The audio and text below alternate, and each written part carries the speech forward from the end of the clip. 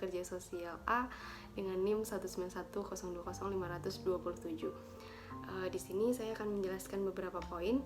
Poin yang pertama adalah mengenai konteks supervisi Peksos, di mana karakteristik pelayanan supervisi menurut Kadusin dan juga Harkness pada tahun 2002 itu yang pertama, supervisi sebagai pelayanan tidak langsung atau indirect service, di mana posisi supervisor di lembaga sosial ini memberikan pelayanan yang bersifat tidak langsung, memberikan bantuannya itu kepada staf, kemudian misalnya seperti bentuk konsultasi, memberikan pelatihan, mengikutsertakan pada pertemuan jaringan. Secara tidak langsung juga telah menolong klien, sebab supervisor telah memberikan kesempatan kepada staf untuk meningkatkan kompetensinya, sehingga diharapkan pada pertolongan selanjutnya itu dapat memberikan pertolongan yang lebih baik kepada klien. Kemudian yang kedua itu adalah supervisi sebagai proses interaksional, di mana proses supervisi memang berinteraksi dengan staf mulai dari sejak awal hingga akhir, dari monitoring dan juga hingga evaluasi. Interaksi tersebut secara terus-menerus berlanjut dan tidak terputus sebagai sebuah penegasan terhadap interaksi sebagai kekhasan karakter pelayanan supervisi. Pasca diterimanya seseorang untuk menjadi pekerja sosial pada posisi staf yang artinya berada pada level operasional program, maka supervisor bertanggung jawab untuk praktek pertolongan kepada klien, untuk memberikan pelatihan atau training sebagai bekal dasar untuk melaksanakan proses pertolongan kepada klien. Tidak tertutup kemungkinan juga selama proses melaksanakan pekerjaan sosial tersebut diberikan penguatan atau booster untuk meningkatkan pengetahuan dan juga keterampilannya. Pada tahap akhir, kegiatan monitoring dan juga evaluasi memang telah sesuai dengan perencanaan program dan juga klien sebagai konsumen juga terpenuhi kebutuhannya. Kemudian yang ketiga itu supervisi untuk mencapai tujuannya atau means to an end. Kegiatan pelayanan supervisi yang dilaksanakan adalah mensosialisasikan dan menginternalisasikan nilai-nilai lembaga dan juga profesi dengan tujuan agar menjadi kerangka bersikap serta tingkah laku pekerja sosial ketika berinteraksi dengan klien. Sikap profesionalisme ini sangat membantu pekerja sosial untuk sebagai parameter pengambilan keputusan di lapangan, sehingga mampu menghindari diri dari melakukan tindakan yang bersifat personal pada klien, seperti terlibat hubungan asmara yang memang tidak diperbolehkan dalam konteks pekerjaan. Secara prinsip tujuan supervisi itu dibagi menjadi dua besaran agar lebih mudah diketahui dan juga secara efisien oleh klien. Yang pertama adalah long range objective, di mana adalah menyediakan layanan kesejahteraan sosial yang efektif dan juga efisien kepada klien. Kemudian short range objective disusun berdasarkan pada fungsi supervisi pekerja sosial sebagai berikut. Yang pertama adalah educational short range objektif yang terdiri dari meningkatkan kapasitas pekerja sosial agar mampu bekerja secara efektif, membantu staf meningkatkan profesionalisme, dan juga memaksimalkan pengetahuan klinis dan juga keterampilan agar dapat bekerja secara independen dan juga otonomi. Kemudian yang kedua adalah administrative short range objective, yaitu untuk membantu staf menangani atau memahami lingkungan kerjanya sehingga mampu bekerja secara efektif. Kemudian yang ketiga adalah supportive short range objective, yaitu untuk membantu pekerja sosial agar dapat bekerja dengan nyaman selama melaksanakan tugas. Selanjutnya poin yang kedua adalah supportive supervisor, di mana yang pertama ada introduction and overview, di mana supervisor adalah salah seorang yang bertanggung jawab dalam proses supervisi yang bertugas untuk pekerjaan terkait stres. National Association of Pekerja Sosial atau NASW 1981, standar praktek pekerja sosial di perlindungan anak membuat tanggung jawab ini dari pengawas eksplisit sebagai salah satu dari tugas supervisor yang standar daftar pengelolaan pekerjaan yang berhubungan dengan stres dan bantuan kepada staf dalam menghadapi pekerjaan yang berhubungan dengan stres mereka. Kemudian salah satu fungsi dari supervisor adalah memberikan dukungan emosional tertentu bagi pekerja. Dia harus mendorong, menguatkan, merangsang, dan juga bahkan menghibur dan juga menenangkannya. Kemudian yang kedua ada burnout atau definisi dan juga gejala, di mana burnout itu dapat didefinisikan sebagai sindrom fisik dan juga emosional yang dihasilkan dari tekanan kerja yang melibatkan pengembangan negatif konsep diri, negatif pekerjaan sikap, dan sebuah kerugian dari kepedulian dan perasaan untuk klien. Kesadaran akan gejala burnout memungkinkan supervisor untuk lebih mudah mengenalinya. Gejalanya adalah fisik, emosional, dan juga perilaku.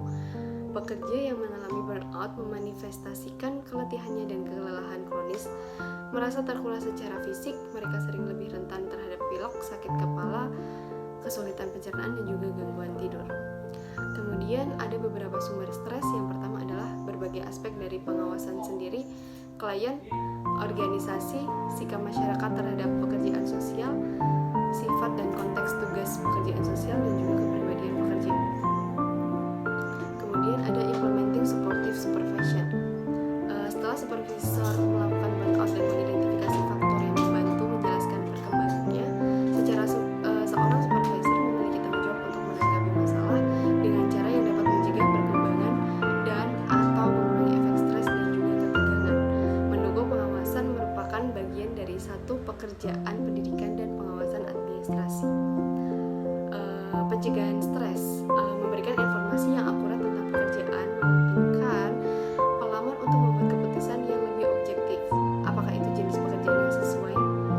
Sebagai konsekuensinya dari mempelajari dengan jelas apa yang dibutuhkan pekerjaan secara realistis, beberapa pelamar mungkin mengalami kesulitan dalam pekerjaan memilih diri mereka sendiri. Kemudian yang kedua, mengurangi dan memperbaiki stres. Supervisor dapat menghilangkan pekerja dari stres dengan pengayaan pekerjaan, diversifikasi pekerjaan, rotasi pekerjaan seperti yang dicatat oleh Davis dan Barrett. Kemudian ada recapitulation and Chavit. Dalam melaksanakan tanggung jawab supervisi suportif, supervisor terlibat dalam jenis intervensi yang sama yang menjadi ciri psikoterapi suportif.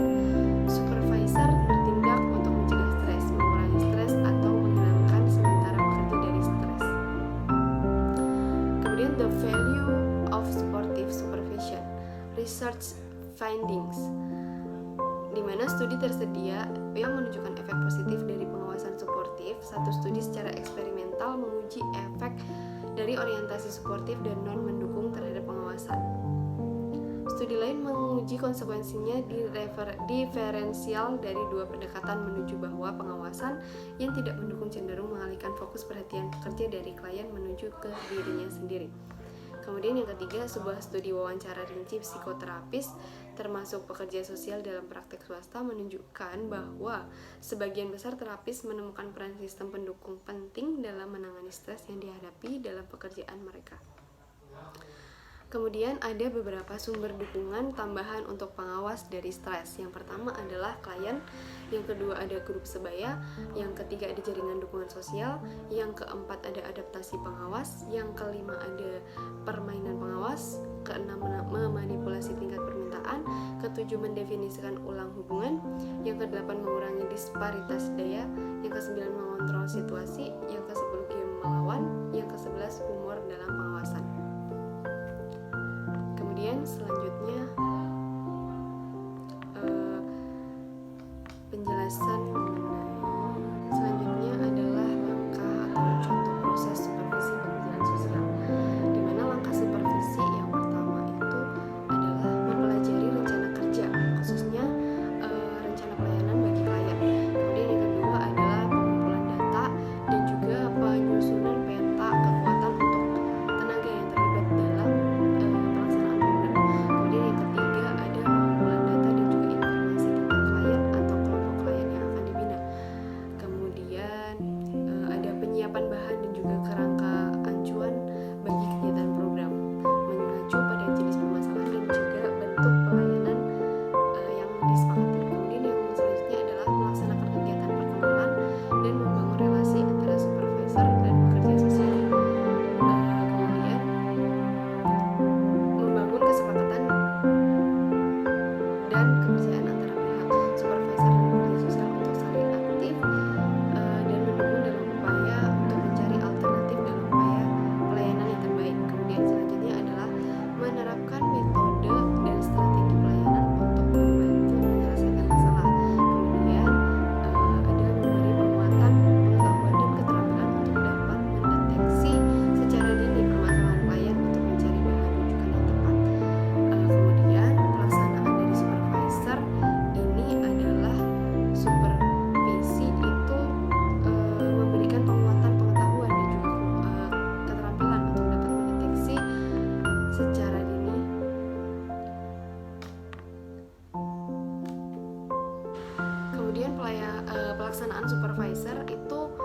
pelaksana utama dari kegiatan supervisi ini adalah supervisor dan juga pekerja sosial dengan koordinator kegiatan.